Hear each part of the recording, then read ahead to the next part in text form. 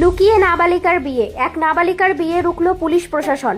ঘটনাটি ঘটেছে কালীগঞ্জের পলাশী এলাকায়। প্রশাসন সূত্রে জানা গিয়েছে, রবিবার কালীগঞ্জের পলাশী এলাকায় এক নাবালিকার বিয়ে আয়োজন করেছিল। প্রশাসন গোপন সূত্রে খবর পেয়ে মীরা পুলিশ ফাঁড়ির পুলিশ পৌঁছায় ওই নাবালিকার বাড়িতে। পুলিশ নাবালিকাকে উদ্ধার করে পুলিশ ফাঁড়িতে নিয়ে আসে। পরে পুলিশ পরিবারের অভিভাবকের কাছ থেকে লিখিত মুচলেখা নেয়। তারপর মীরা ফাঁড়ির পুলিশ নাবালিকাকে কৃষ্ণনগর হোমে পাঠিয়েছে।